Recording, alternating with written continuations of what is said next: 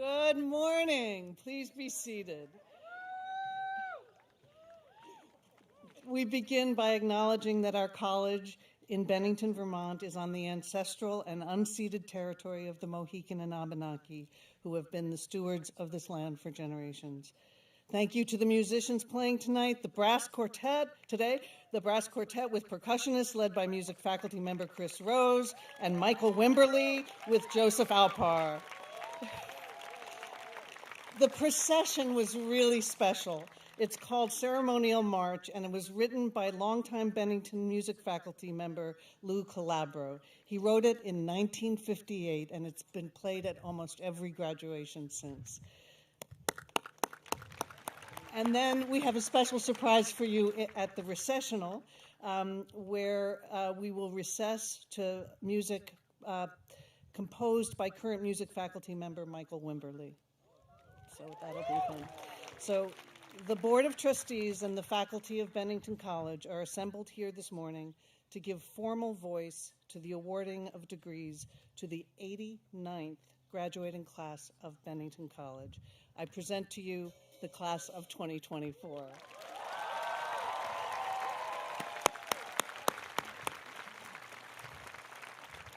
Congratulations, graduates. Congratulations, families, friends, and all those who have loved, supported, cajoled, and celebrated them. And today is your special day. A special welcome to those who are joining us by Zoom from all around the world. Let's also remember those who might not be with us today: grandparents, parents, friends, other family members. I would like to especially welcome our amazing faculty who have taught, guided, mentored, and supported students throughout this term and their years here. You, the faculty, honor these students as individuals, as equals. That you take them seriously, you help them shape their lives. Your influence resounds through your current students and Bennington's alumni around the world. Thank you. Please stand and let's acknowledge this amazing faculty.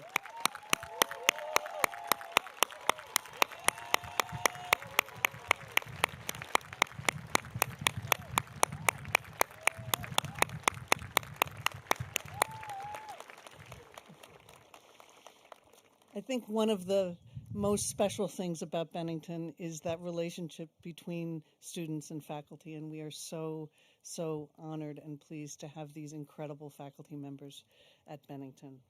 This assembly provides a joyous occasion to celebrate your accomplishments and to reaffirm the principles of this remarkable college. I will begin by reading our traditional commencement statement, which has been read since the very first commencement 89 years ago. Bennington regards education as a sensual and ethical, no less than intellectual process. It seeks to liberate and nurture the individuality, the creative intelligence, and the ethical and aesthetic sensibility of its students, to the end that their richly varied national and natural endowments will be directed towards self-fulfillment and toward constructive social purposes. We believe that these educational goals are best served by demanding of our students active participation in the planning of their own programs and in the regulation of their own lives on campus. Student freedom is not the absence of restraint, however. It is rather the fullest possible substitution of habits of self-restraint for restraint imposed by others. The exercise of student freedom is the very condition of a meaningful education and an essential aspect of the nurture of free citizens, dedicated to civilized values and capable of creative and constructive membership in modern society. The degrees we are about to award certify that these students have successfully met the standards of quality and academic achievement and of responsibility in citizenship set by the college. The extent to which they have fulfilled the college's and other important aims cannot be formally certified, but the degrees do indeed express our confidence that they have understood our ideals and that they will do credit to themselves and their communities. At Bennington, the awarding of the degree means at least one other thing. Education here is a reciprocal affair.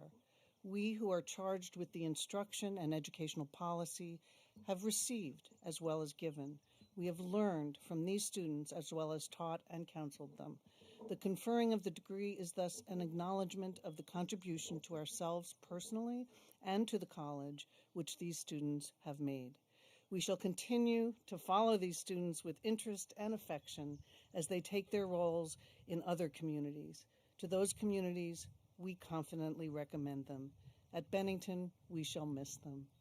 That's the commencement statement. It still rings so true 89 years later. There's nothing like supporting your friends, especially when they achieve their dreams. This simple Instagram post was shared after the powerful production of the play Sweat a few weeks ago. It encapsulates a profound truth about your time at Bennington. You have supported each other in countless ways, whether by leaping to your feet to cheer on friends during performances, art shows, thesis presentations, or simply saying, "That was amazing." Your journey here began amidst the challenges of the COVID-19 pandemic. Parents, you dropped them off, and the first thing they did was get a COVID test.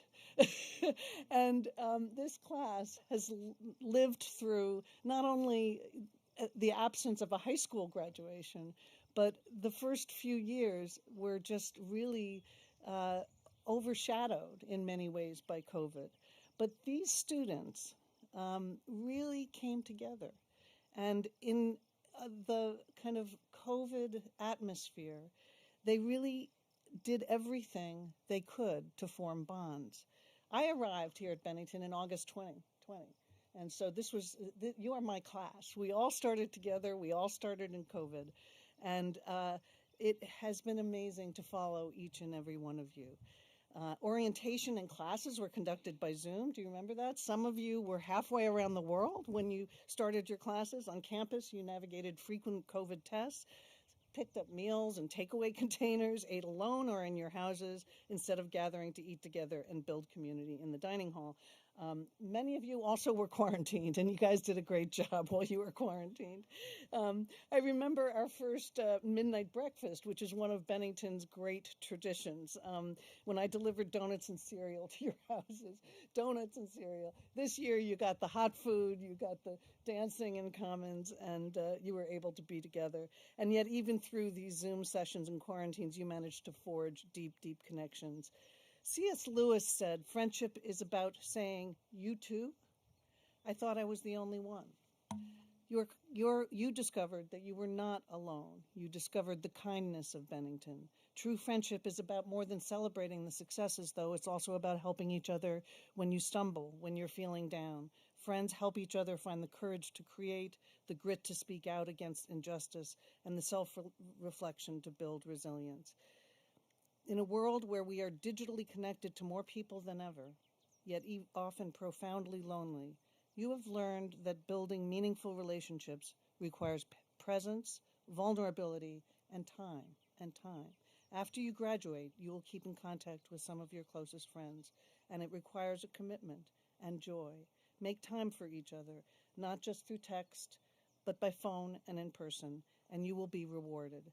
As the great Nobel poet Louise Gluck, who lived here in Vermont for a while, remarked, "There can be a distance in time and also a geographical distance, but when I see friends again, it's as though no time has passed. I mean, much time has passed. Many things have changed, but you resume the conversation about what's going on in the same way as before. And that is the most extraordinary ongoing fact of my life. As you step forward to receive your degrees, embrace friendship. It is the most extraordinary ongoing fact of your lives. There is nothing like supporting your friends as they achieve their dreams. Let's do that today. Congratulations.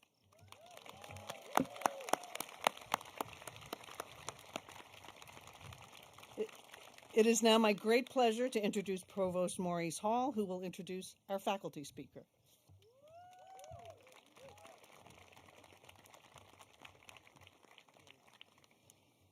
Thank you, President Walker. And now, members of the graduating class, faculty, staff, families, and friends, I am honored to introduce a beloved member of the faculty. Graduates were fortunate to hear Dana Wright speak last night. Both her wisdom and sense of humor shone through. Can't wait to hear her thoughts for our graduates today. Dana has taught movement, choreographic invention, and interdisciplinary exploration for a remarkable 30 years. She has made work for world-renowned dancers and collaborated with celebrated artists in both movement and light. She has performed, exhibited her choreographic drawings, and taught all over the globe. Just last fall, she performed her most recent solo work, Current, at Roulette Intermedium in Brooklyn. Dana has received numerous awards, including 2 Bessies, a Guggenheim Fellowship, support from the Foundation for Contemporary Performance Arts, and multiple awards from the National Endowment of the Arts. A critic wrote that she is one of the most innovative voices in the recent history of dance. Another called her both the stone that is cast into the water and the continuous ripple on the surface of the water. We're incredibly excited to have her with us today. It is my great pleasure to introduce and ask you to welcome dancer, choreographer, visual artist, and faculty member, Dana Wrights.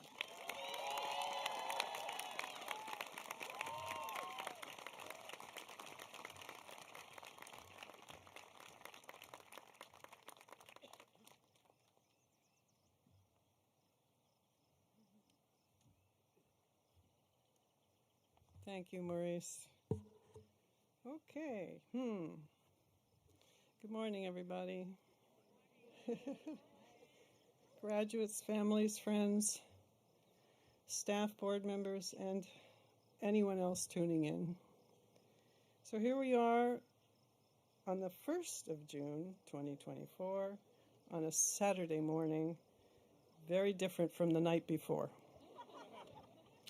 A different day, a different time, a different event, different weather. Though we have returned to the Commons lawn, and we can see some familiar faces.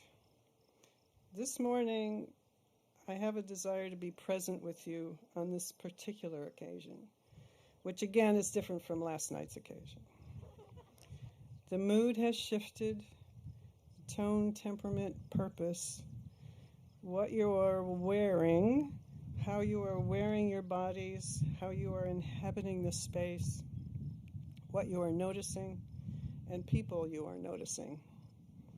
Perhaps you are mentally collecting events from before, anticipating events after, swirling around thoughts, emotions, bits of memory, slivers of hope.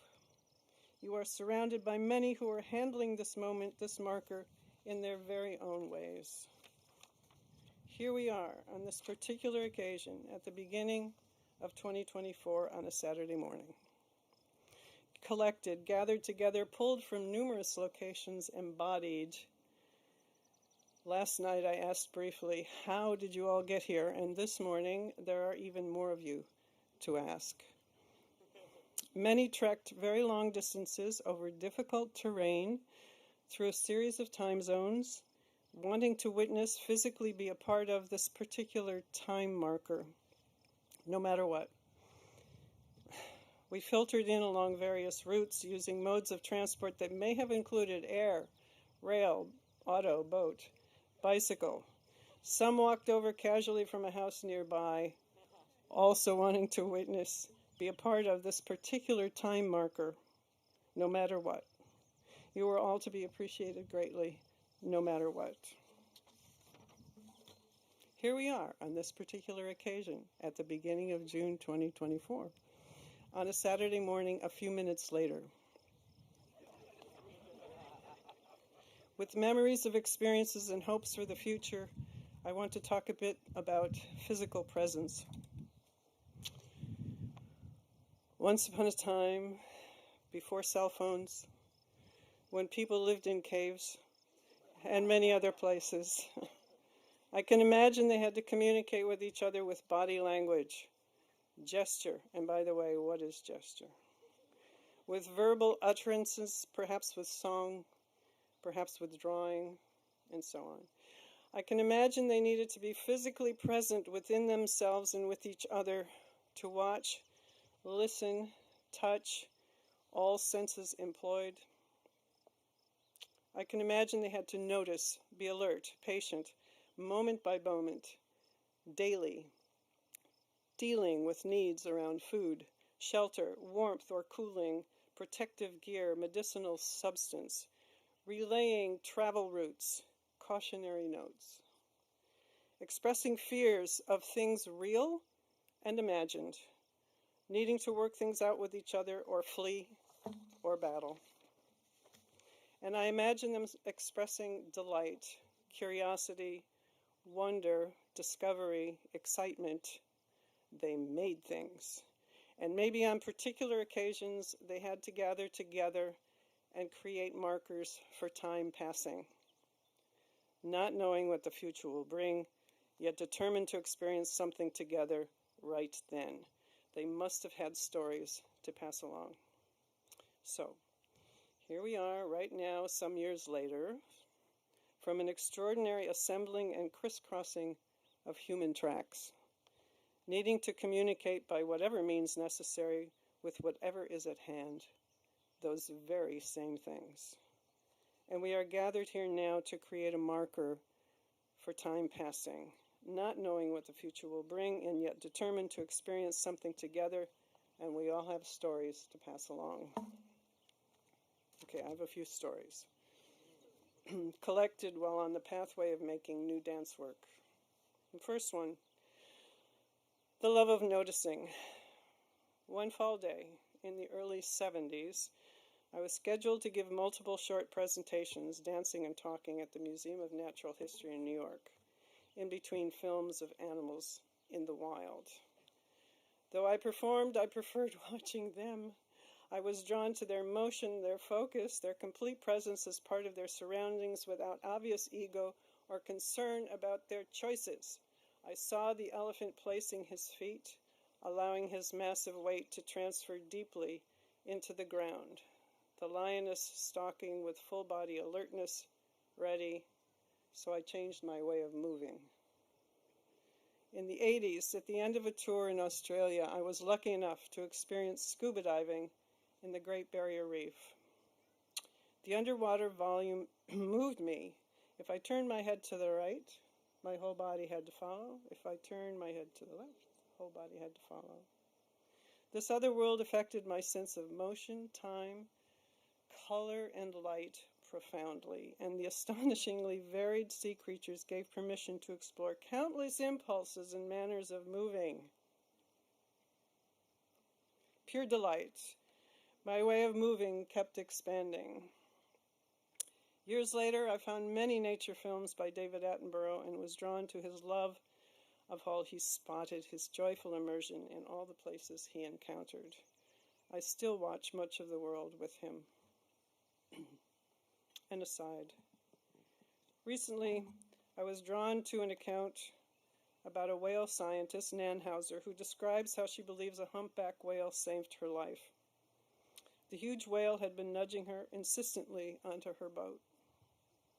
She then turned to find out why. She had not seen the tiger shark that was in back of her and heading towards her. You can see this on YouTube, BBC Earth, by the way, and on further investigation you will find that humpback whales are one of nature's highly empathetic species. They display true acts of kindness toward other species, not expecting anything in return. We could use more of this. Another aside. Edwin Demby, a dancer who became a remarkable dance critic and poet, passed away at 80 years old in 1983, and he was a close friend. He was often calm, keenly observant, and kind. He was a mentor simply by example, because of his presence, his captivating curiosity, his absolute love of noticing. After we watched a particular performance together that we did not care for, he quickly shifted the conversation to, "Did you notice that the orchestra played that piece faster this time? Did you notice the effect that that had on the dancers?" And we went on for hours of conversation in the positive. A few moments ago, I said something about gesture. My work is always filled with gesture. And one day, early on in my career, Edwin was watching from a distance.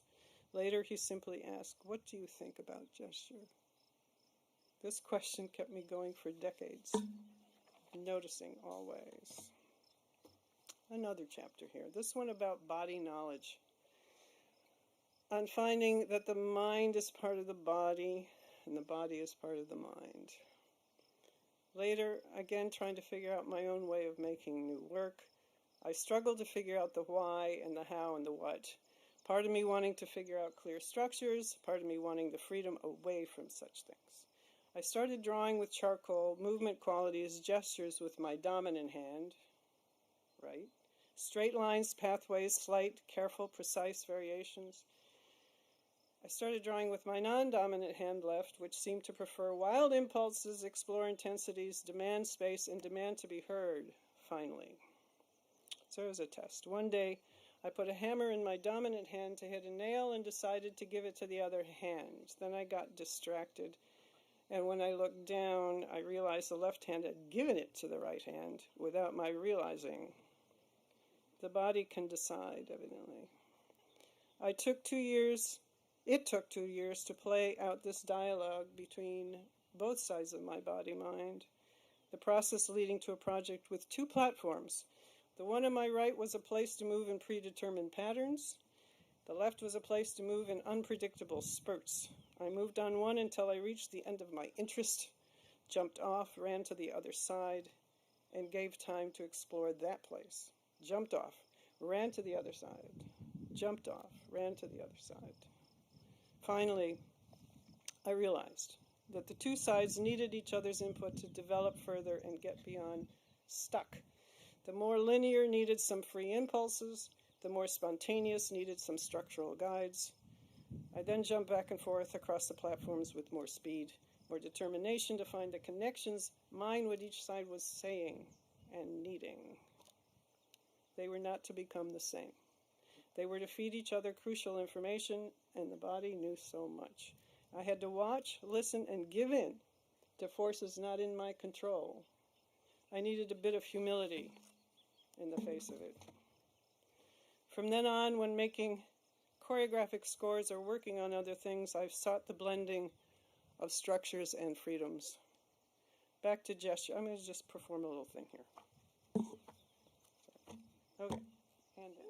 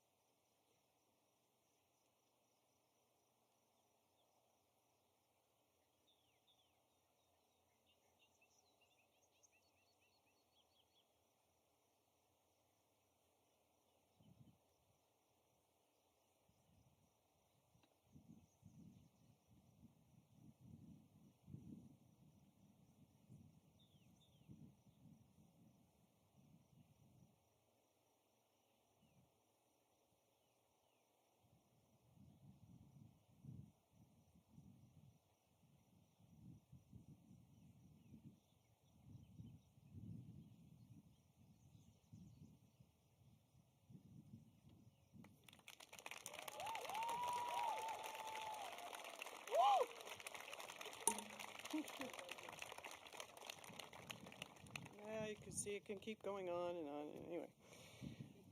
By the way, this costume was designed by our Charles Schoonmaker and made by Richard McPike. There you go. I used it in the last project. So here we are again on this particular occasion at the beginning of June 2024, on a Saturday morning, a few minutes later still. Another story, considering time. When making my most recent project called Current, I wondered about the sense of time, how focusing in on something can dispel that sense for a moment, how some things seem to speed it up. I was tracking strands of thoughts that seemed to move along, whether in focus or not, the past images popping up in unpredictable moments. I was tracking how memories, dreams are woven into the ongoing, fluid present.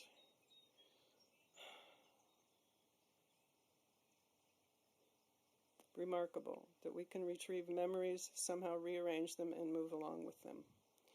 From this, I made a movement and light score. As with most of my projects, it was a non-linear structure performed in silence in order to reveal the body's own musicality. And as I usually do, I worked with light as a physical partner. This is a description of Current. Performed as a solo in silence, Current happens in a mutable light stream somewhere in a current of time. Though the pull or push of this time current is directional, the eddies that swirl around certain moments counter this flow, create pools, and perhaps briefly suspend this sense of time. The resulting score, propelled by the interweaving of movement and light, washes through multiple scenarios. Moments are revealed and then recede, as with mist. Bits of actions, thoughts, and memories are retrieved, reconsidered, and reconfigured before moving along, never to be remembered exactly, but understood as it all happens. Did I know I was going to do any of this when I left college? No clue. Opportunities came when I showed up. I was curious and then more curious. I was very fortunate to be surrounded by people who were even more curious, adventurous, and challenging. It was not all that easy, frankly, but it all fed into today, and I am grateful. I'm glad that I'm able to be here today, and glad that all of you are as well, though I'm saddened by the loss of others. Recently, given the state of the world, I've wondered about extreme shifts of mind, human upheavals that seem to mirror the push and pull of climate forces. Tornadic activity, volcanic activity, earthquake activity, tidal waves, torrents. At times, it may feel as if we were going down the rapids, trying to navigate, hold steady, stay alert, tuned to every moment, counting on our bodies to help guide us in split-second maneuvers. Yet on other occasions, there are runs of smoothly flowing water, and there are calm waters. Rippling action, following a stone heading for the depths of the pond, following a thought beyond what we thought before. Wrapping it up. I wish you a real connection to and trust of your own bodies and your internal environments.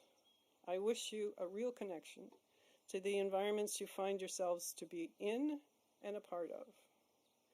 I wish you compassion for those around you, past, present, and future.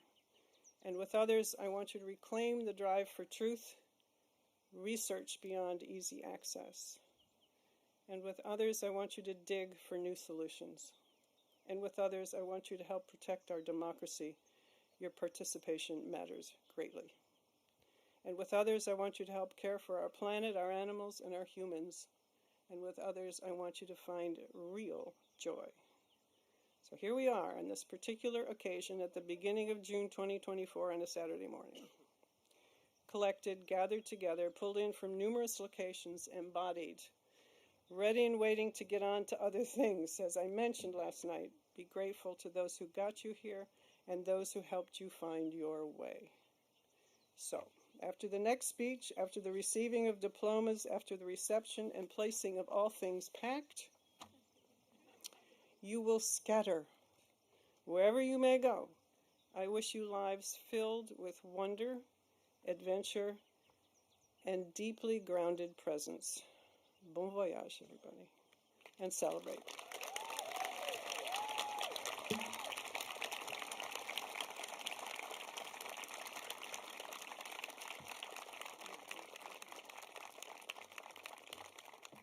Thank you so much, Dana. That was beautiful. And now it is my extraordinary pleasure to introduce the 2024 commencement speaker, Jamaican poet and memoirist Safiya Sinclair, class of 2010. So just last year, Safiya rocked the literary world and popular culture with her memoir, How to Say Babylon. It was a beautiful and is a beautiful, beautiful book. And I listened to the audio version, which she narrated, and it is really amazing and powerful. She talked about in that book her love of literature and of reading. And she said, "A book I soon learned was time travel. Each page held irrefutable power." And that is what literature means to us today here at Bennington. Even before she arrived at Bennington, she had published poems in Jamaica and knew that she wanted to study literature and hone her craft as a writer. Mark Wunderlich, one of our faculty members with whom she shared a love of the writing of Sylvia Plath, was her advisor here. He taught a new seminar about Sylvia Plath while Safiya was a student, and later shared that he had created the class for her. How to Say Babylon was the winner of so many awards last year, so I will just read some of them. The National Book Critics Circle Award in Autobiography and the OCM Bocas Prize for Caribbean Literature. It was a finalist in the Kirkus Prize and currently shortlisted for the Women's Prize in Nonfiction. It appeared on many, many 2023 book lists, including the New York Times 100 Notable Books, the Washington Post's Top 10, the Atlantic's 10 Best Books, and Barack Obama's favorite books of the year. Safiya's poetry collection, Cannibal, is the winner of a Whiting Award, the American Academy of Arts and Letters Metcalf Award, the OCM Bocas Prize for Caribbean Poetry, and several others. Safiya's other honors include a Guggenheim Fellowship and fellowships from the Poetry Foundation, Yaddo, the Breadloaf's Writers Conference, to name just a few. She is currently an associate professor of creative writing at Arizona State University, and she just joined us from a trip to Paris where she was talking about the French translation of the book. We are thrilled, Safiya, to have you as our commencement speaker. Please join me in welcoming her.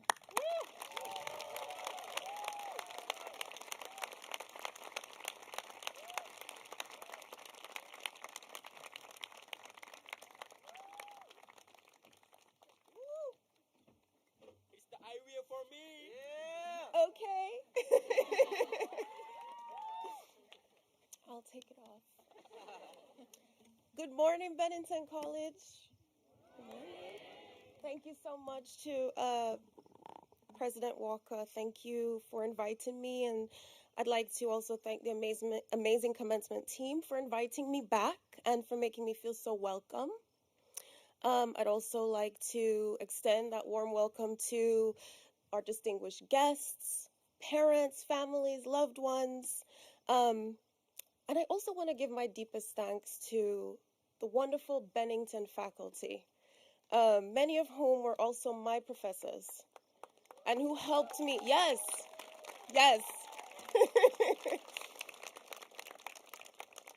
And who helped give me so many of the tools I needed to make my way through the world after graduation.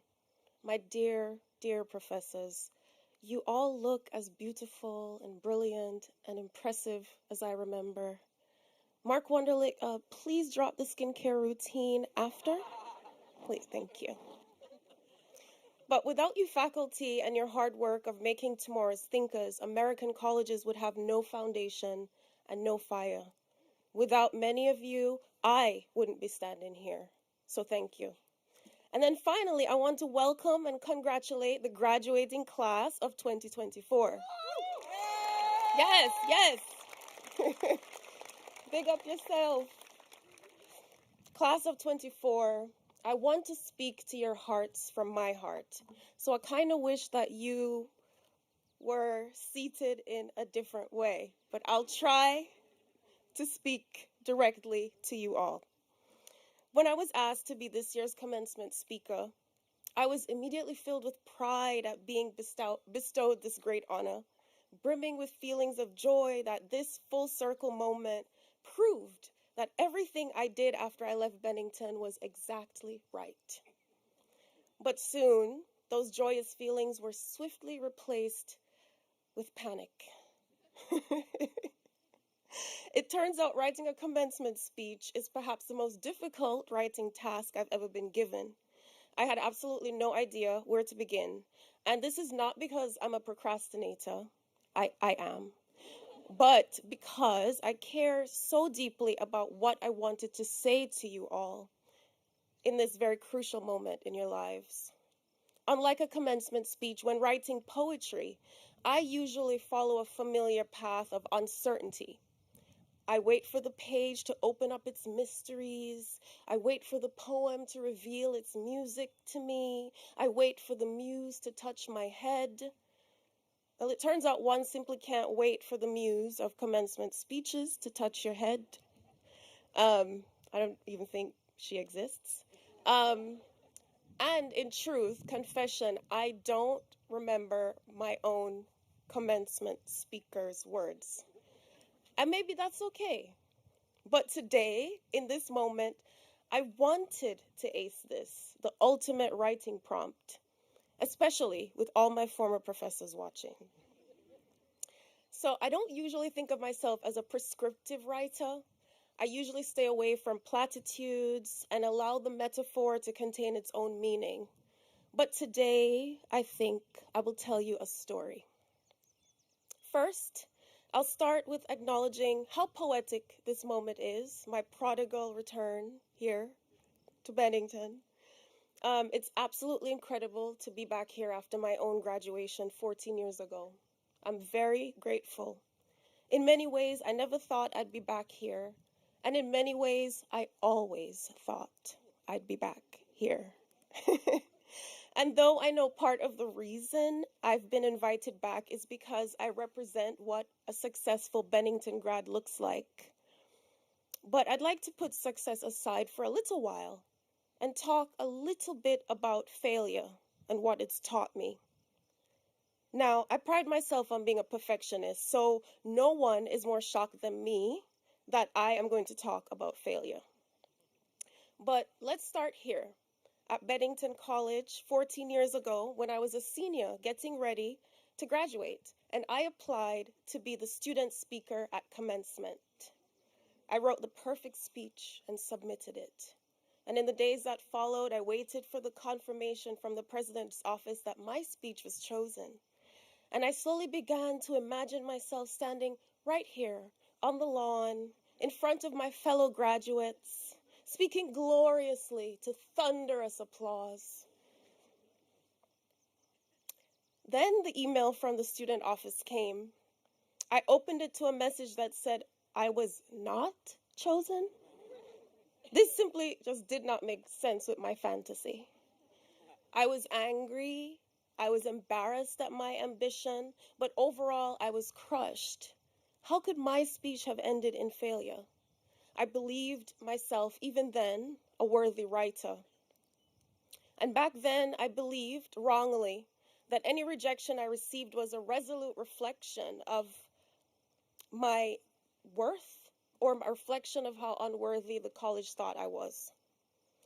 And that week, while having lunch in the Red Room, I declared to my friends, I swear to you, I will never step foot on the Bennington campus again until I am asked to be the commencement speaker.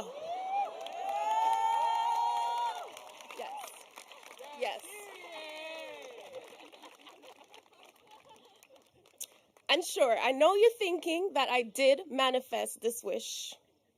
But I want to talk a little bit about the road to getting here. There are some lessons that you learn quickly, and some lessons that come to you with the benefit of time, distance, a little bit more wisdom. So in preparing today's speech and remembering the failure of my senior speech back then, I actually went back and looked at my rejected speech to see what advice, if any, my younger self had for you. Too wounded by the rejection, this was actually the first time I'd read this speech since I'd written it 14 years ago. And it turns out that what I had written was not the perfect speech. Don't get me wrong, it was a very good speech for a 20-something, one that was complex and erudite, full of nuance. But there were many parts that I found my current self revising and cutting away almost immediately. In it, I talk a lot about Greek philosophy. I mention that Rothke lost his mind in the orchard. I quote Yeats and reminisce on Don't Stop Believing being Canfield's party anthem. I don't know if that's still true. I quote Ayn Rand, shudder. And I even have a passage where a white-haired Aristotle climbs through my dorm room window, which is Franklin, middle window at the top. Reading it was like greeting a stranger in a train station, only to discover mid-conversation that this was a person I knew intimately all along. Because above else, I came away from my senior speech feeling inspired and hopeful. Because what my younger self had really written was a love letter to all the myriad things that Bennington had taught her, coursing through her like a current. Ultimately, the primary advice my younger self had for her fellow graduates was to live the next stage of our lives as if we were creating a poem. I found this suggestion incredibly moving, and it showed me where I needed to begin today. Imagine that. My wisest lesson had been waiting 14 years for me, and I had written it all along in a speech I'd buried away as a representation of my failure. This is the lesson I have again for you now, that a poem is like a life. By this I mean, so much of the creation of poetry, like life, involves uncertainty. For me, I never truly know where a poem will end up when I begin. There is a resounding doubt from line to line of what will come next on the page.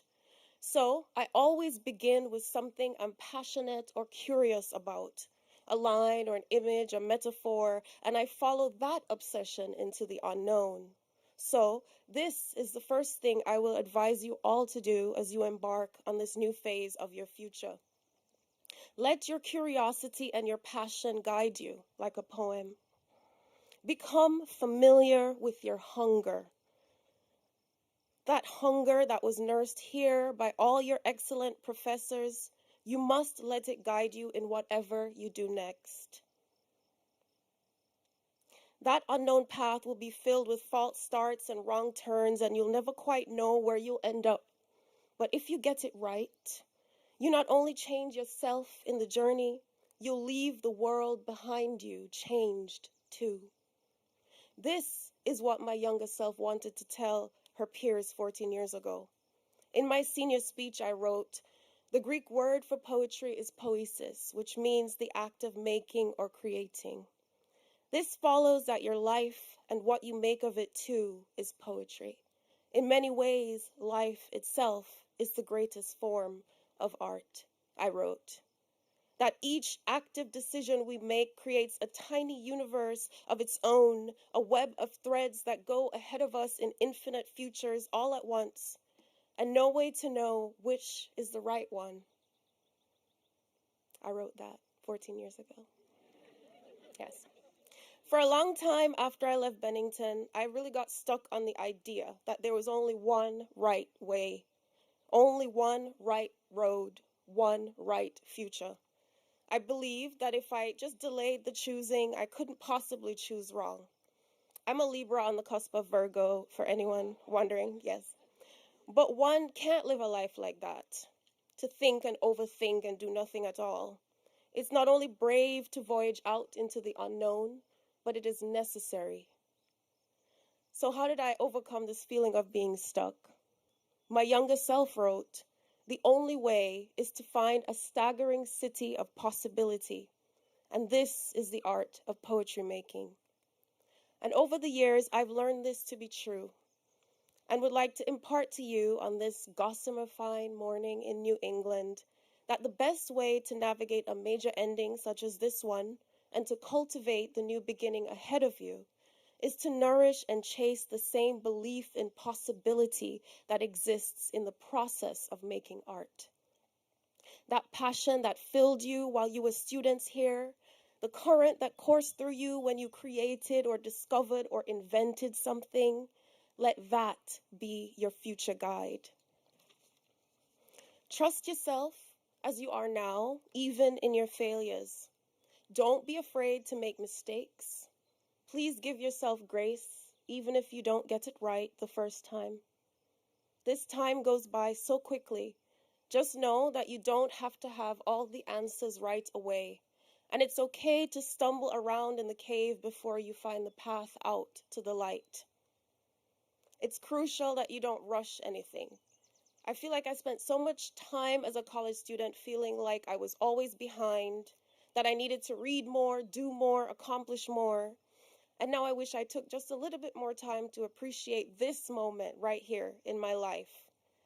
It's okay to slow down in this fast-paced world. It's okay to touch grass, as you American youth say.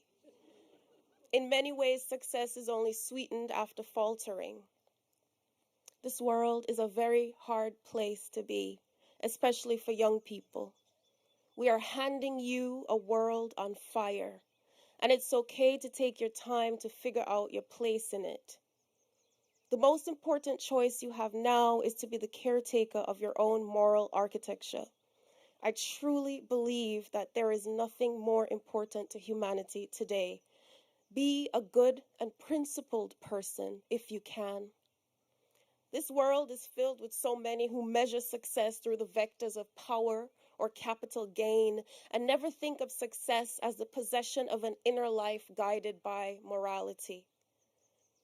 As I learned over a decade ago in my beloved philosophy classes with Karen Gover, who's sadly no longer here, but I learned in her classes that the function of a good and successful life was becoming your best self. I still believe that this is humanity's greatest subject, its greatest poem. Seeing your best self reflected in your friends and family. This is how we create a future beyond the one we can imagine. I want you to always advocate for yourself and for what you believe in. Don't be afraid to challenge the status quo. I certainly was not while I was here. Many people think of college as the place you go to get your idealism or liberalism out of your system before you enter real life, and the capitalist society hammers your dreams out of you. But as a poet born in a small seaside village in Montego Bay who made it here to this podium, I implore you to keep the dreamer alive, because that humanist sensibility will be the one thing that keeps the world turning toward a better day.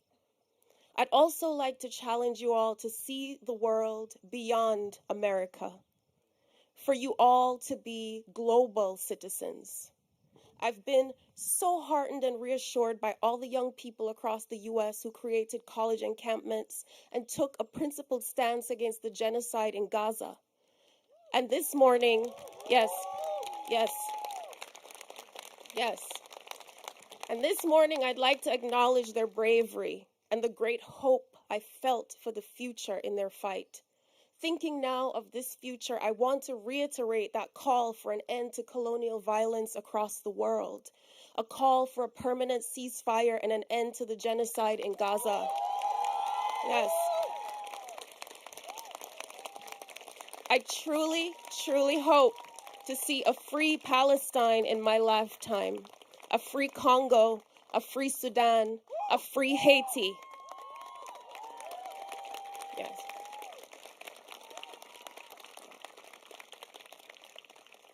The fight for a better world is hard. As someone from a place that is often designated a developing nation, I know this all too well. But in Jamaica, we keep our eyes fixed on hope, and we have a national motto that says, better must come. And though the path to this future we want to see will be difficult, we must not give in. We must not give up. Better must come. Just as I've learned with making poetry, trying and failing and waking the next day to try again, With time, you might see that this journey ahead of you is not so much about success, but what is gained in the trying. Here is living proof. From the failures of my younger self came this very speech. So please embark on your new lives today knowing this. Sometime in the future, you will be called to action. Some new and terrifying and unknown challenge that you must triumph over. Whether it's to organize and advocate for a better world, or to sit at the bedside of an ailing loved one and care for them, or to speak some words of encouragement on a bright morning at your alma mater. And you might be surprised to find, like I did, that your past self has already done your homework for you. And if this call to action seems overwhelming, it is. But I'm confident that Bennington has already prepared each of you to be a positive voice in this world. Each of you is already a poem in your own way. Each of you, your own kind of voyager. And now is your moment to choose the kind of world citizen you want to be. Tell me, what kind of song will you sing in 14 years? To our future trailblazers, freedom fighters, change makers, to the guardians of our future, welcome.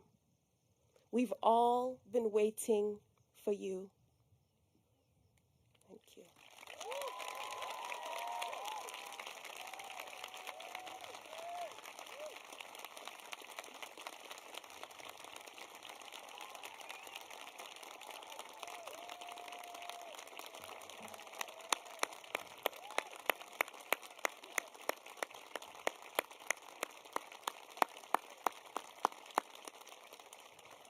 Thank you so much, Safiya, for those incredibly inspiring and powerful words. Now, here at the end of the world, I'd like to ask the provost to present the recommendation for the award of the degrees.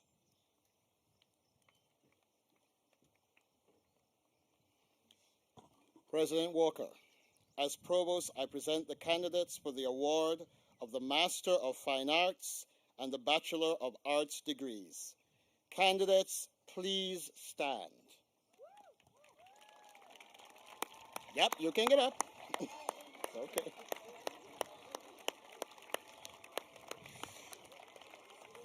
Thank you. You may be seated. Members of the faculty, these students have fulfilled the requirements for graduation and are recommended for the award of the Master of Fine Arts and the Bachelor of Arts degrees. Do you nominate these candidates to the trustees for these purposes? If so, please signify your approval by rising.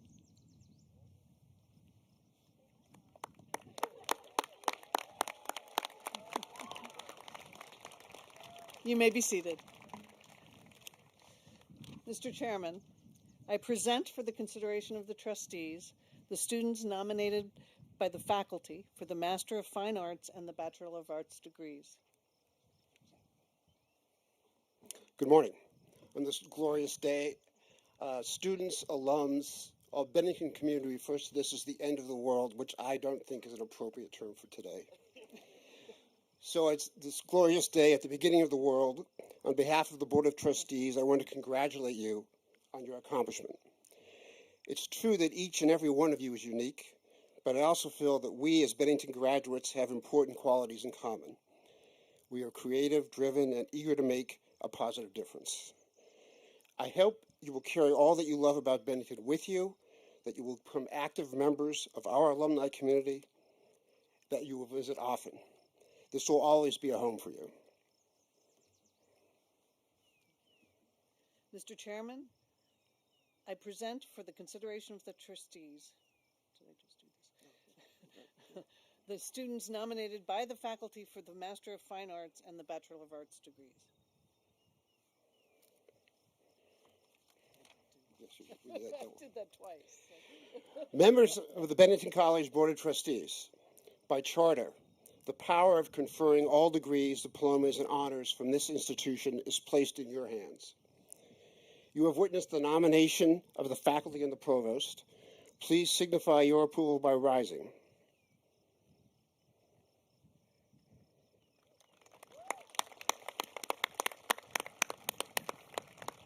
Thank you. Members of the graduating class, the trustees, on the nomination of the faculty and the provost, are proud to award you the Master of Fine Arts and Bachelor of Arts degrees, with all the rights and privileges pertaining to those degrees here or elsewhere. Please stand so your families and friends can acknowledge you.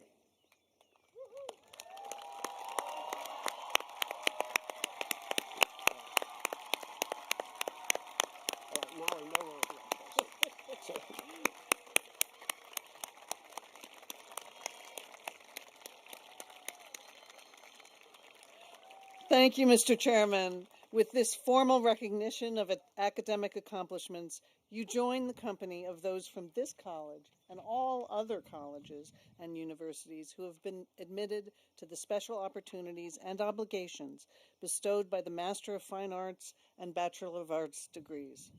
Graduates, please come forward individually as your names are called.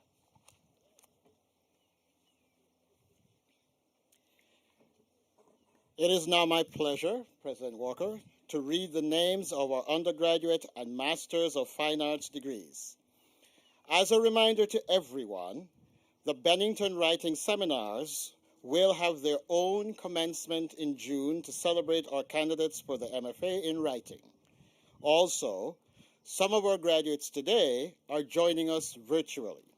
We will be giving all of our graduates, whether in person or remote, a hearty round of applause. And now, President Walker, I present the following graduates for the Master of Fine Arts degree.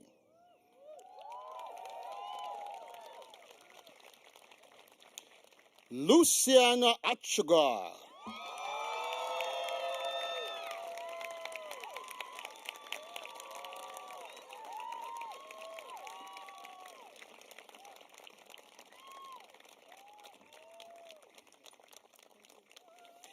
Erin Ellen Kelly.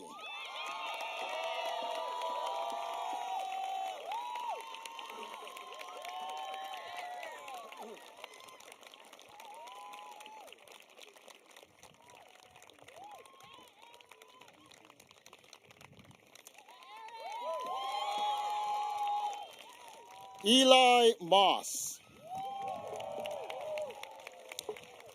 And now, President Walker, I present the following graduates for the Bachelor of Arts degrees. Casey Autumn Alprovitz.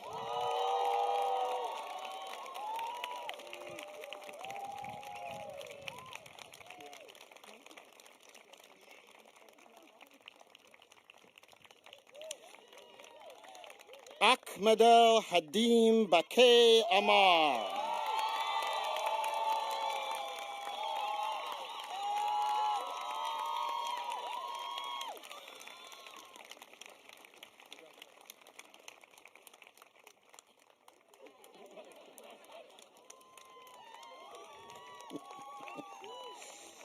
Mohammed Amar.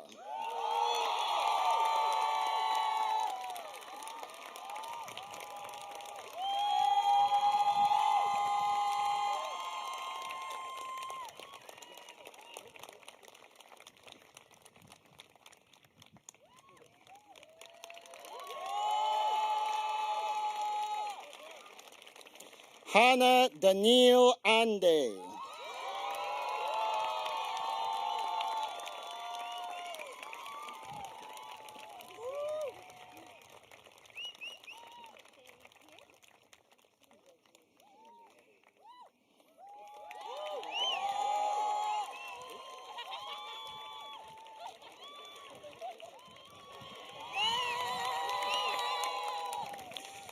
Surabhi Arjun Wadkar.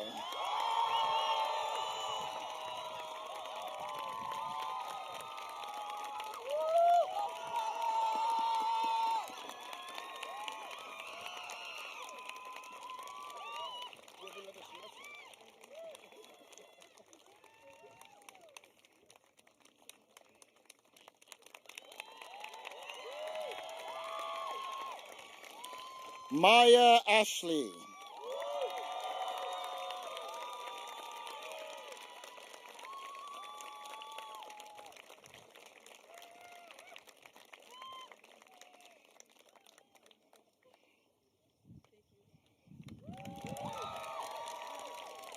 Rowan Astor.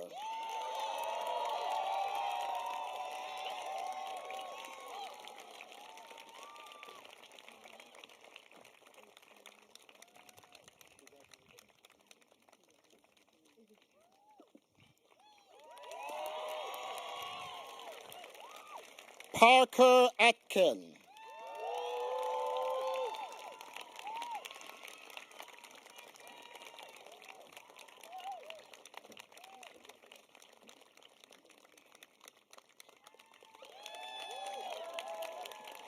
Gaurav Au.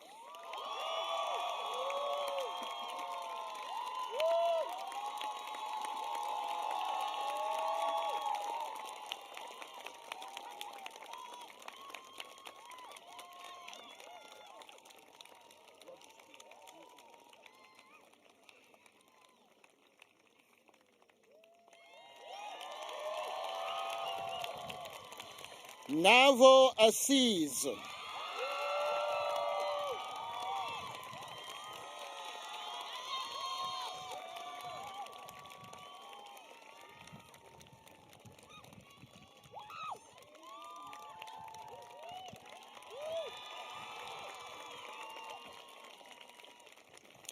Jade Borata.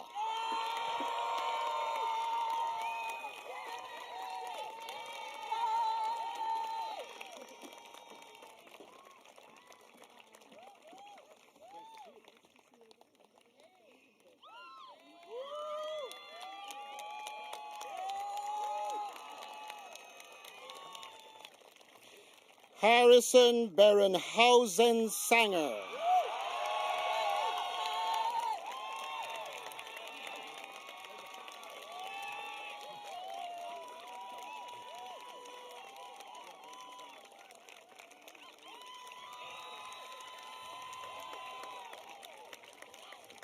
Julian Asher Bernstein. Daisy Billington.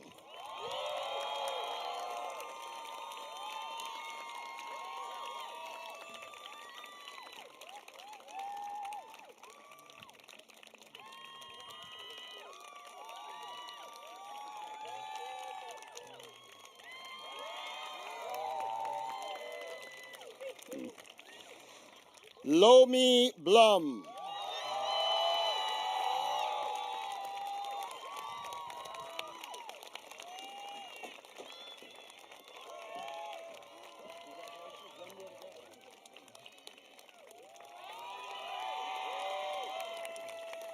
Katie Breland Newcomb.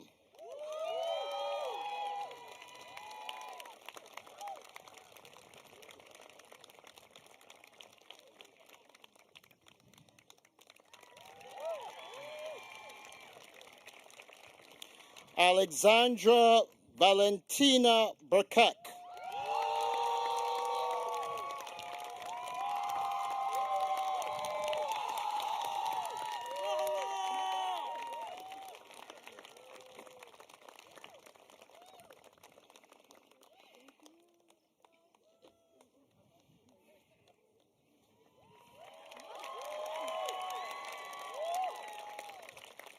Madeline Pearl Brock.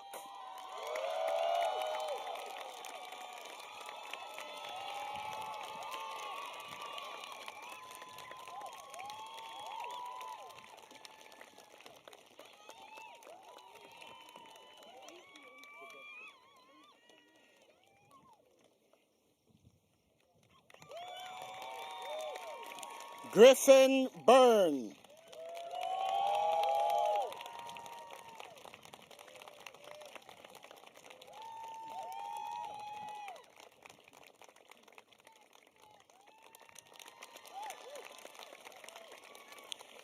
Adrian Byron.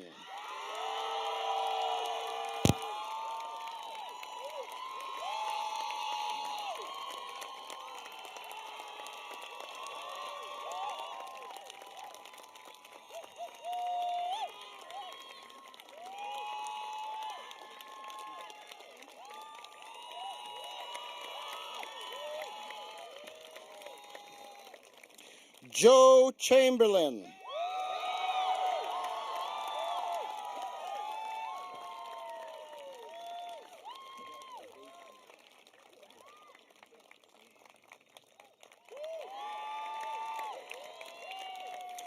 Sergio Mihai Chavoy.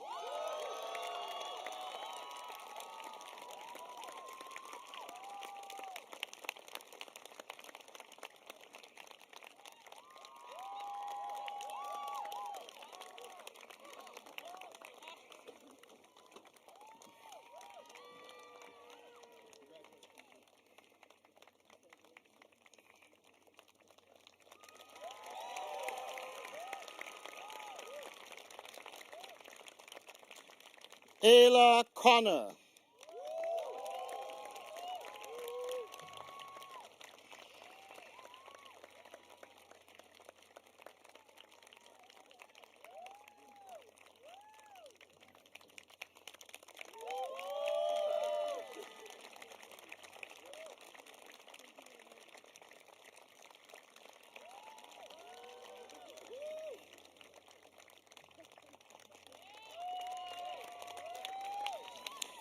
Jade Costello.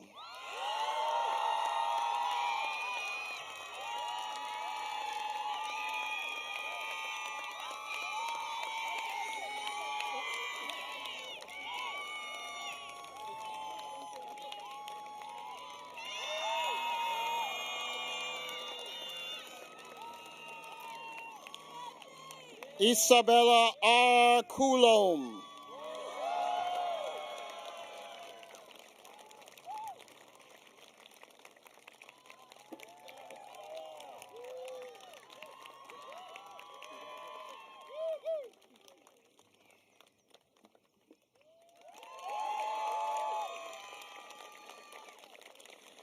Tanner Chile Criswell. Alexa Nicole Curran.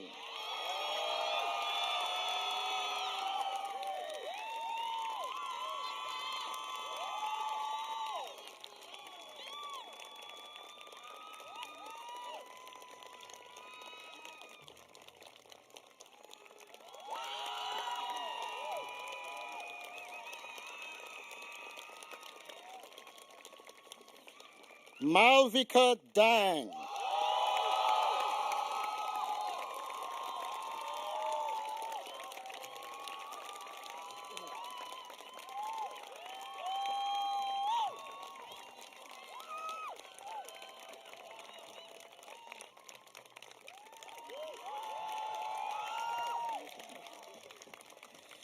Jillian Davis.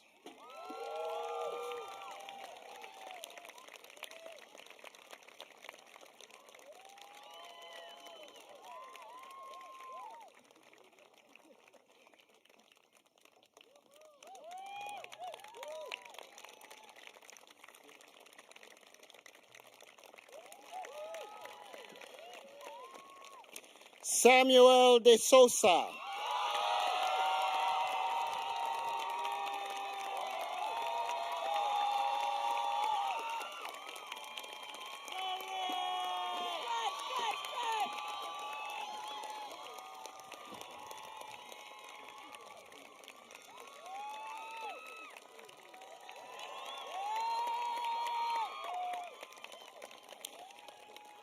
Emmett Donovan.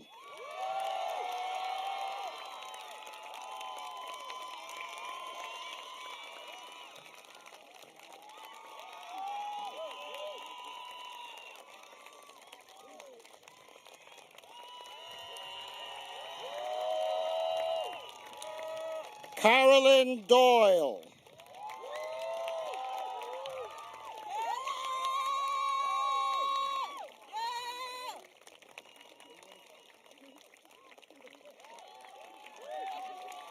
Chloe Doyle.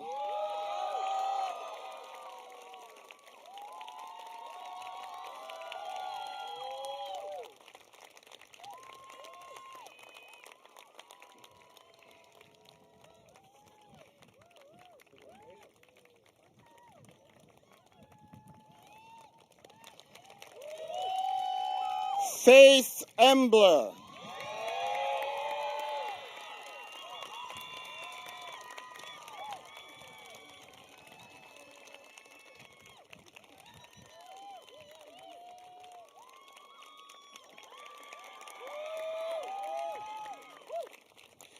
Tom Evans.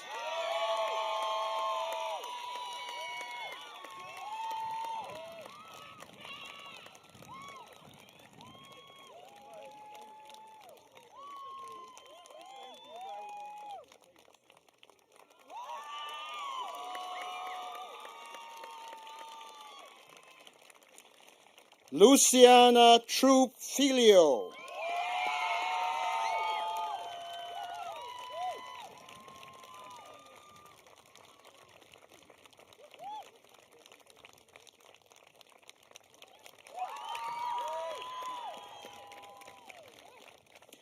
Robin Fitzgerald.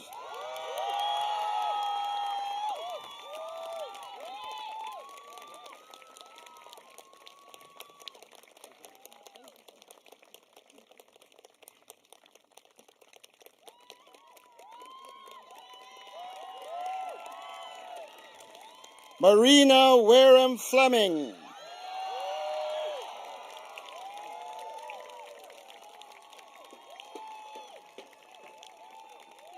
No.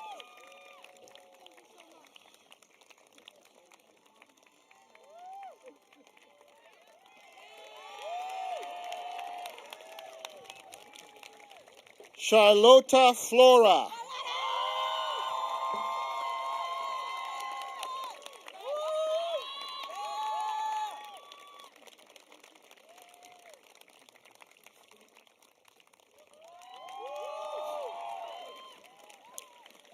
Ava Simone Wu Fryer.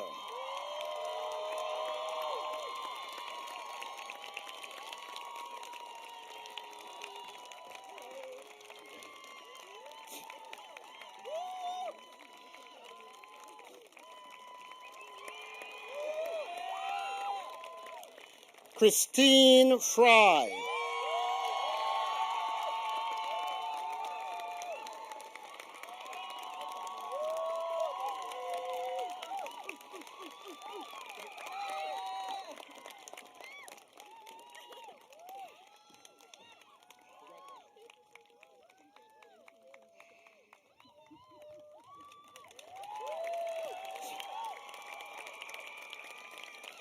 Elizabeth Garilov.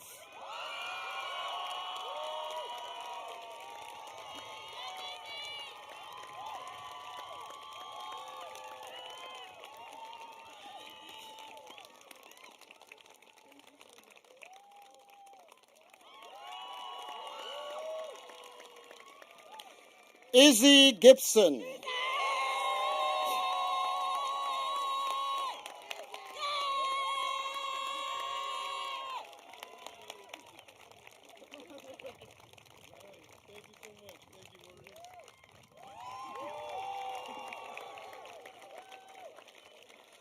Lily Gibson.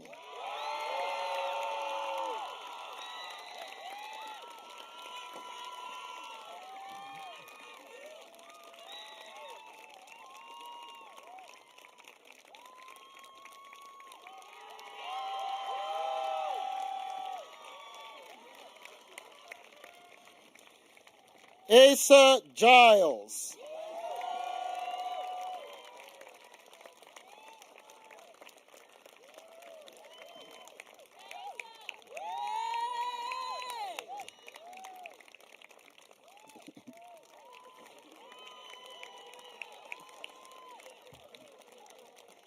Nora Gonyo.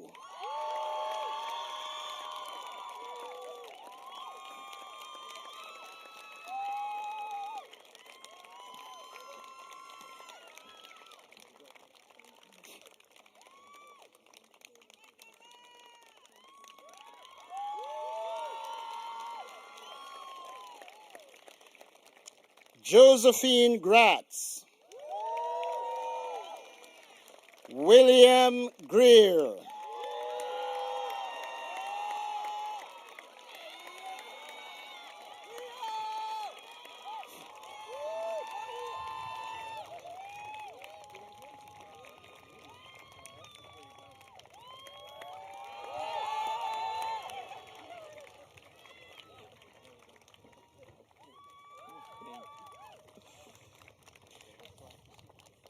Emily Gutierrez.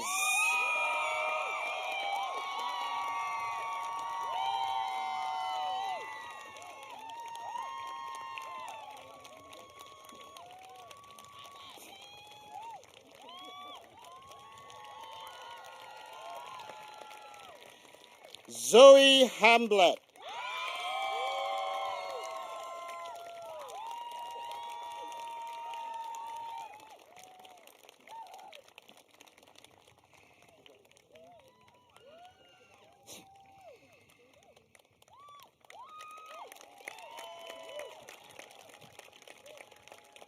Paisley Hanson. Evelyn Hardy.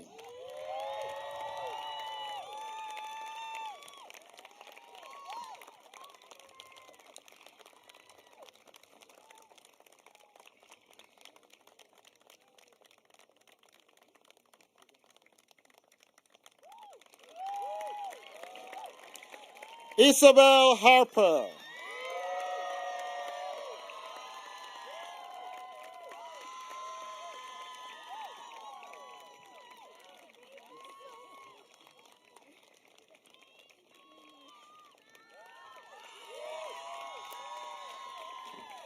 Sophie Lane Harriman.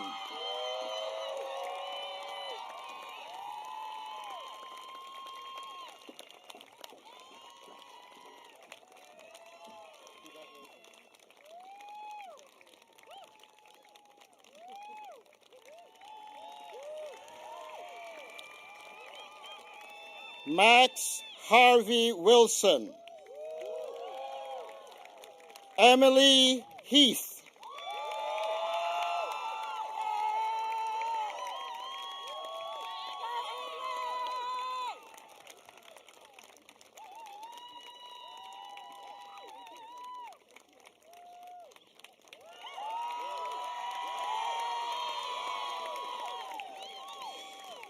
Julia Hank.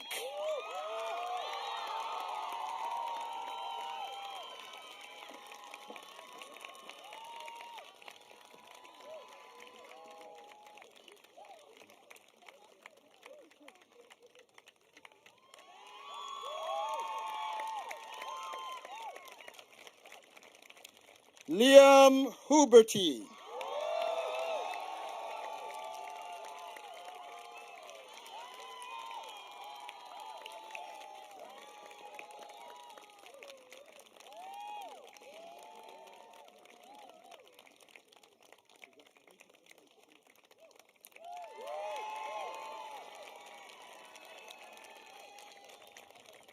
Owen Huynh.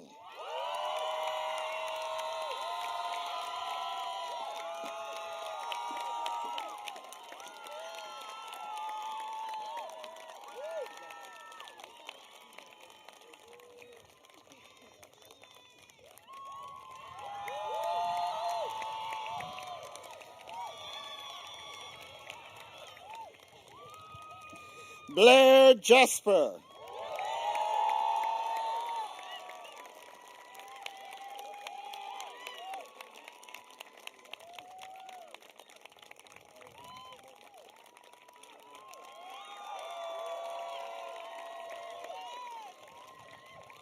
Greta Jensen.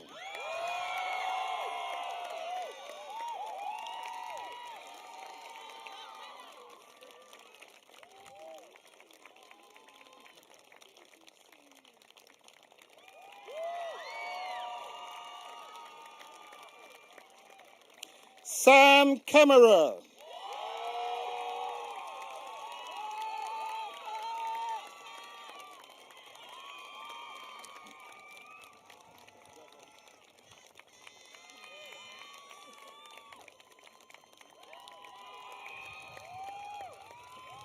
Eliza Klein.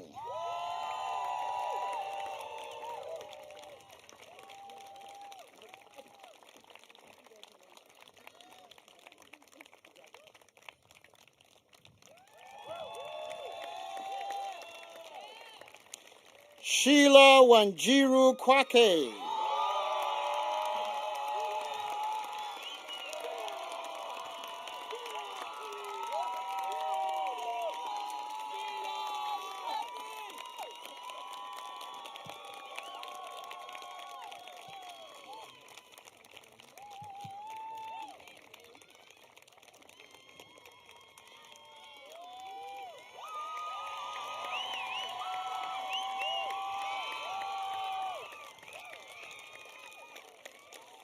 Frankie Chow.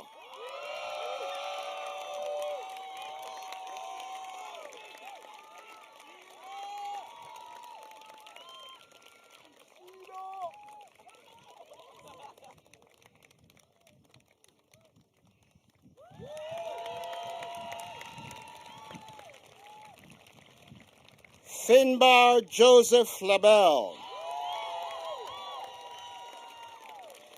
Isabel Kate Landolfi.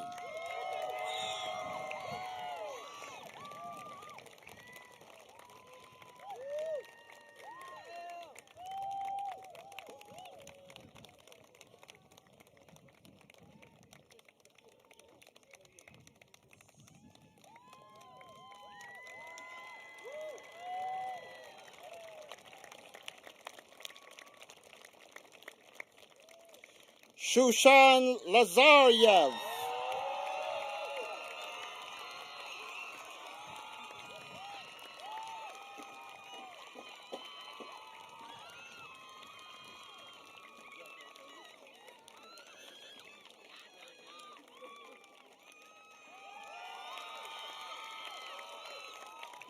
Sadie Levinson.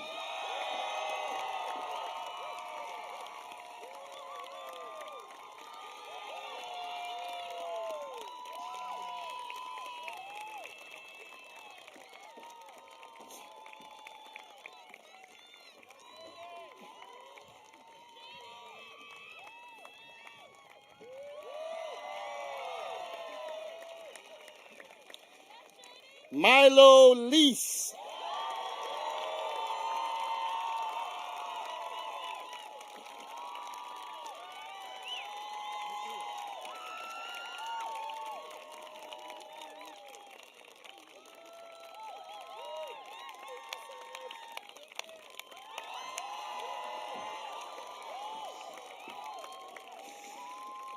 Sawyer London.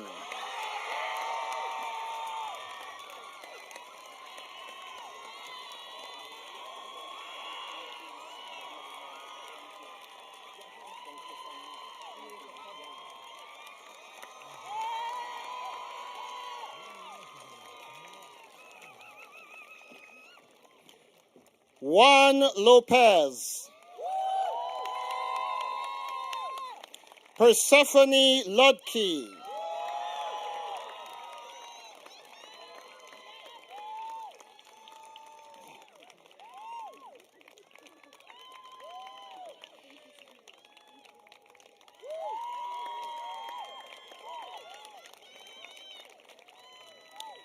Harper Blair McDowell.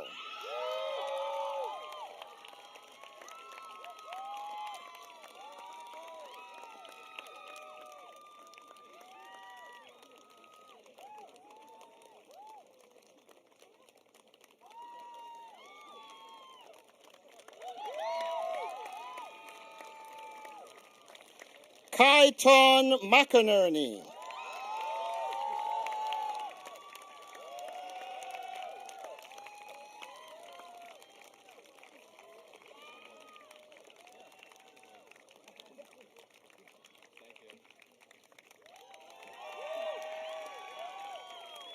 Finian James McLaughlin.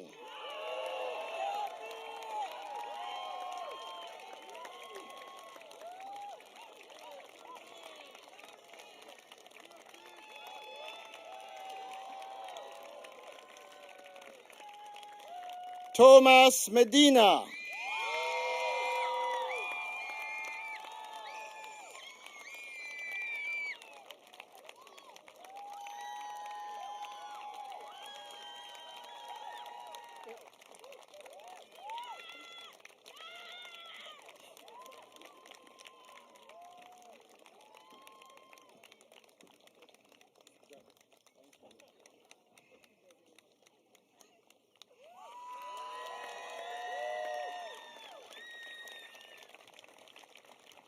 Hazel Medina Maureen.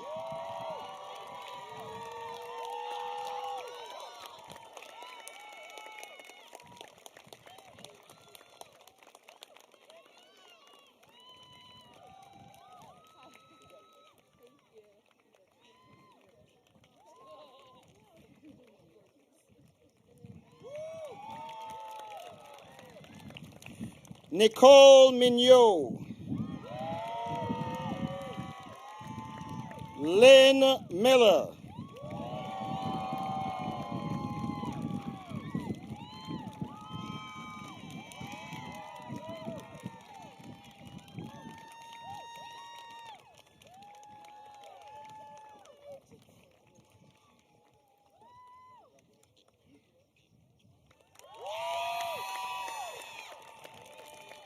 Elizabeth May Moore,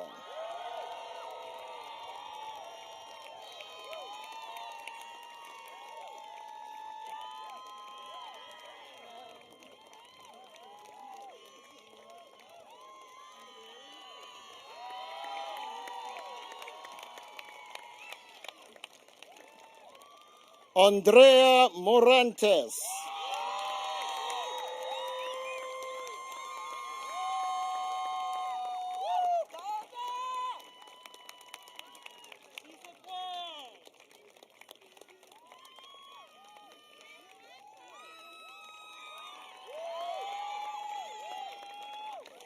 Zoe Morrissey,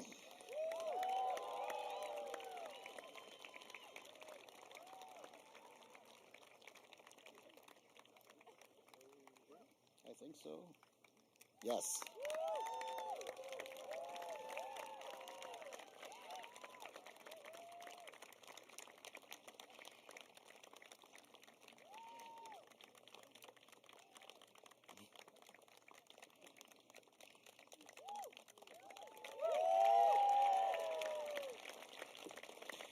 Isobel Mosley Brown,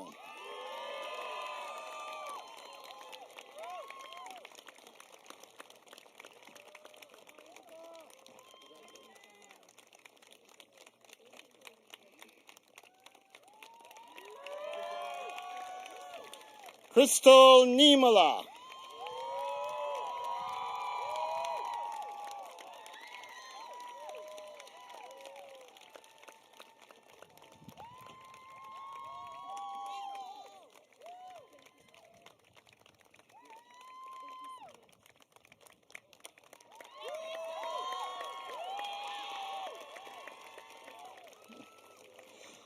Oliver Noble,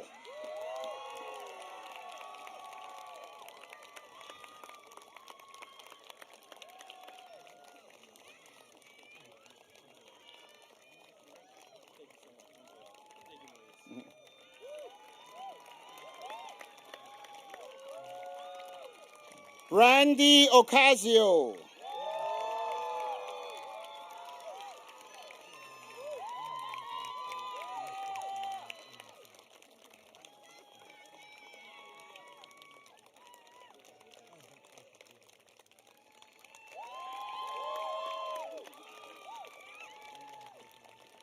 Avon Taylor O'Donnell,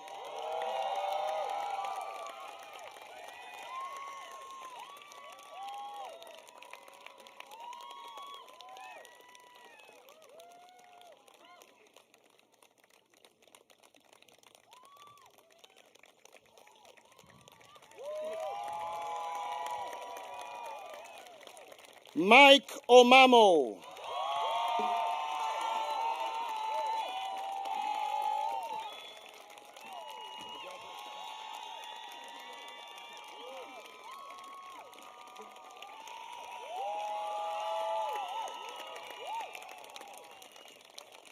Dina Omar,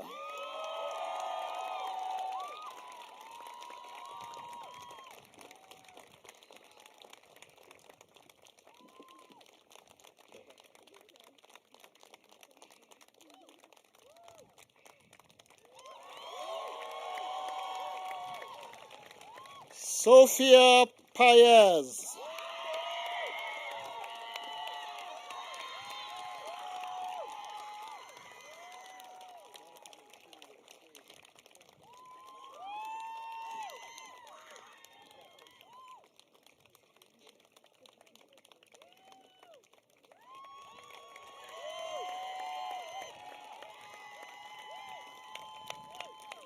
Molly Palmer,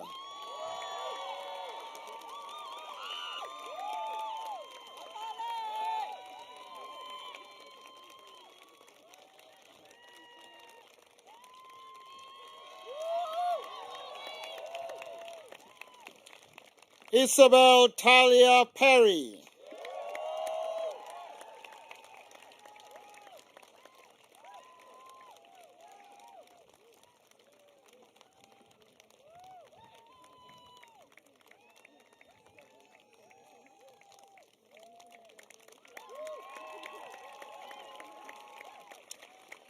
Olivia Phillips.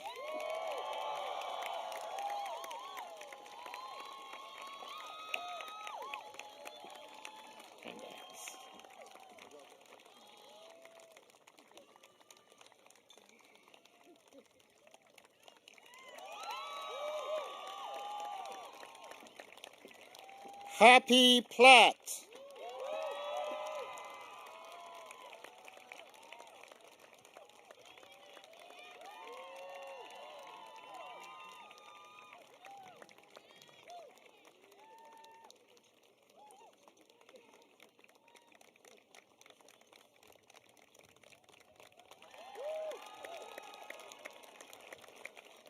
Slaisha Pruthan.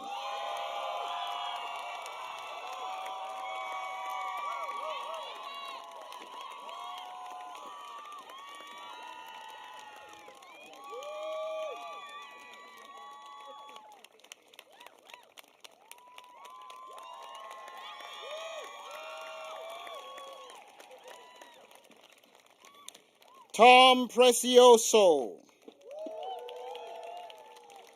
Rina Pershiva.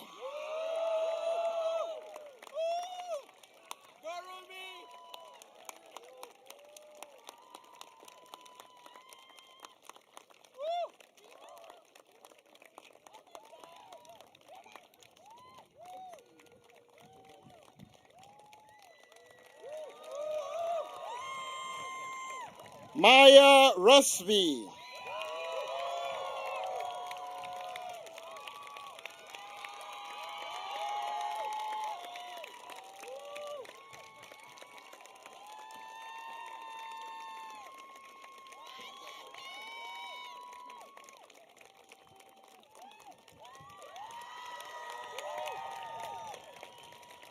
Alma Reese Navar.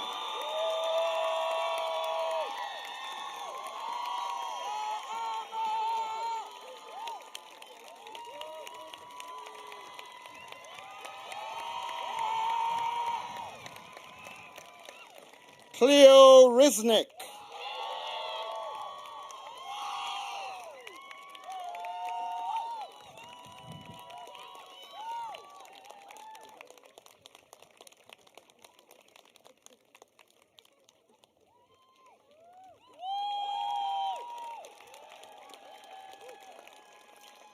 Iris Elizabeth Robert.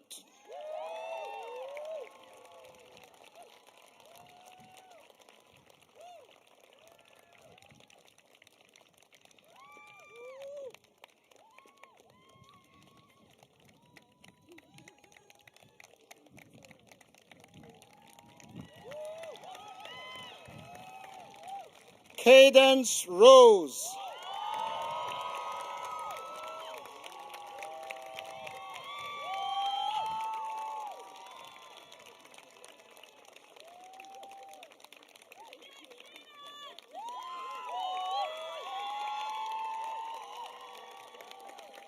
Maren Sage.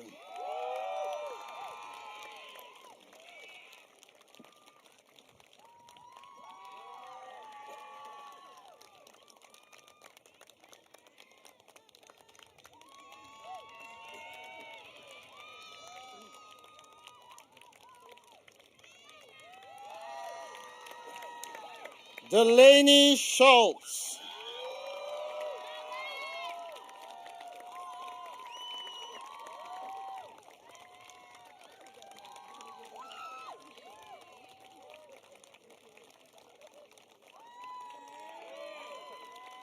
Alice Schweckheimer.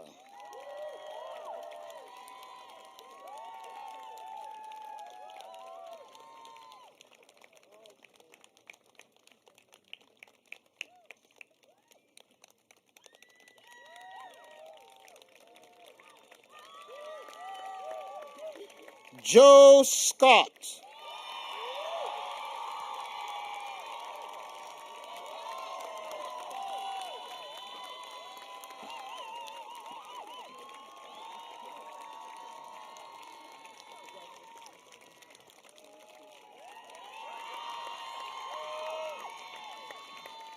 Louis Searles.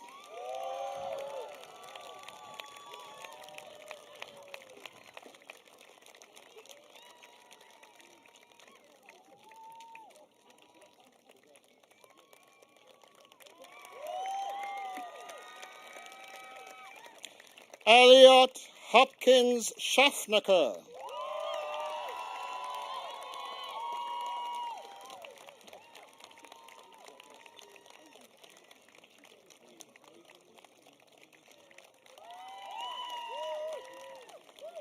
Syra Shrestha. Violet Silberman.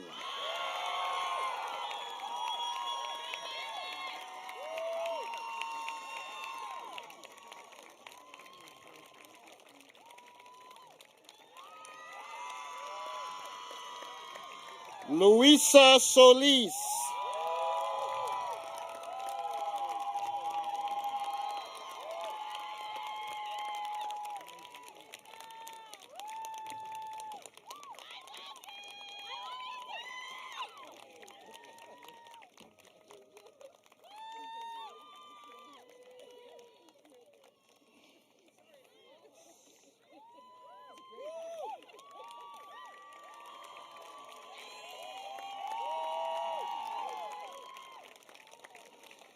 Ayana Sterling.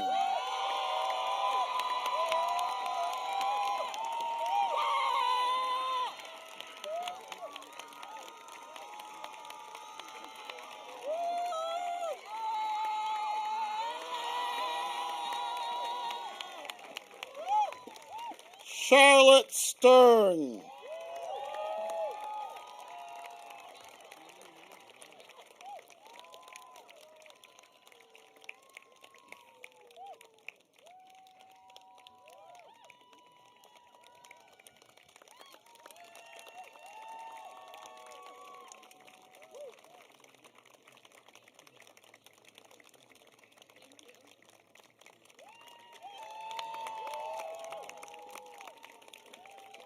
Hugh R. Stoll.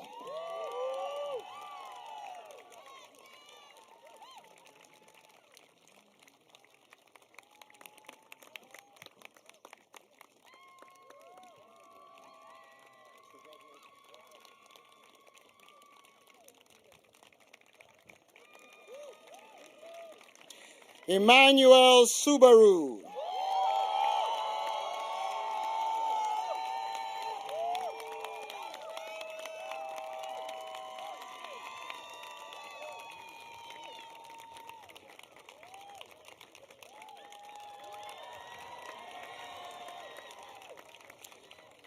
Alexei Tarasov.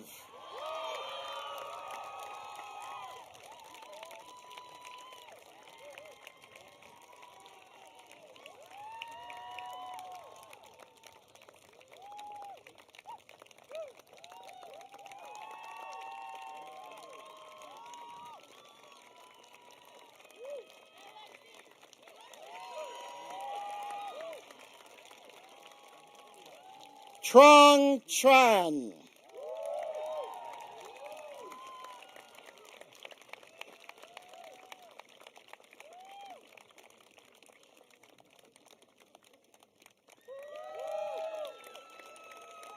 Shannon Tyler.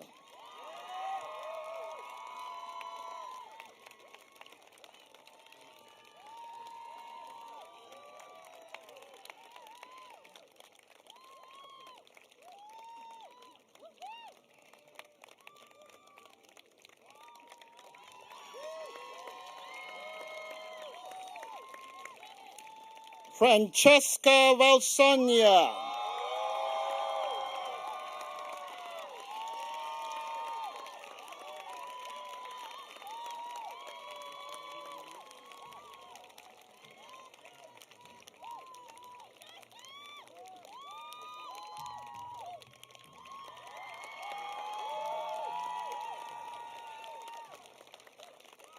Congratulations.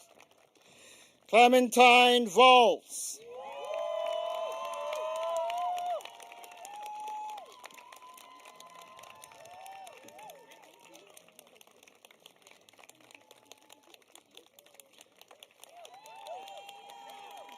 Max Vanderlieden.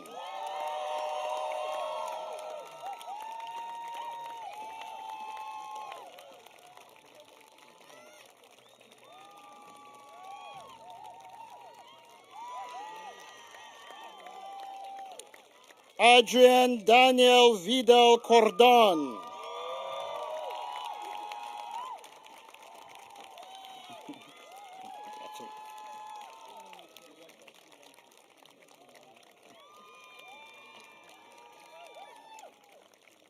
Riska Weaver.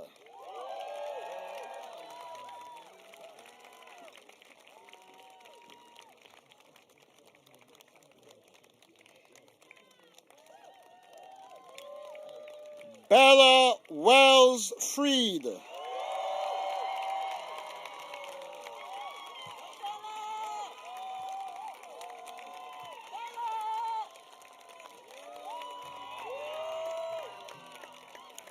Ruben Whitaker.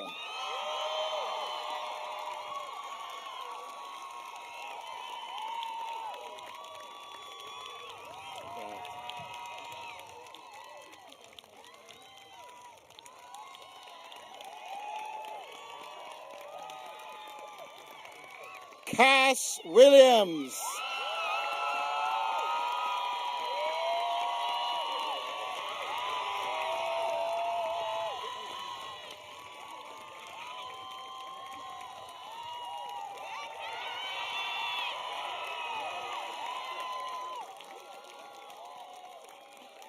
Lavender Wadnick.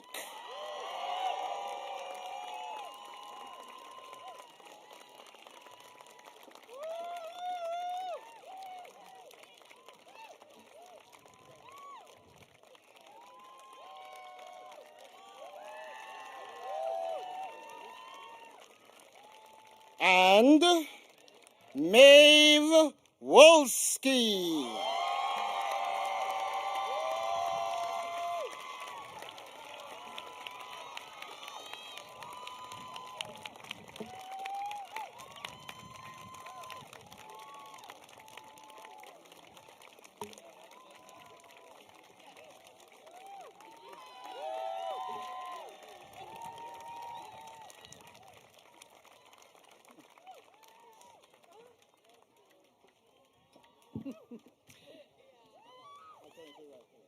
I know.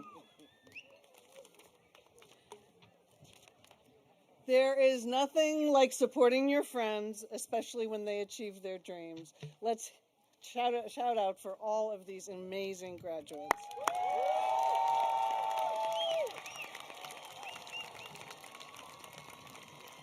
And before we get out of the sun, I also want to acknowledge all the parents, the friends, the families.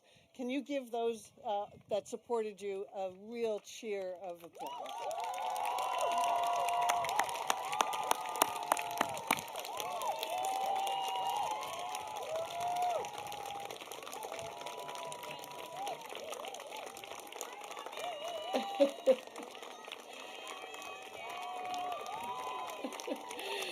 Class of 2024, you did it! You have completed your Master of Fine Arts and your Bachelor of Arts degrees, and you are ready to embark on your new adventures.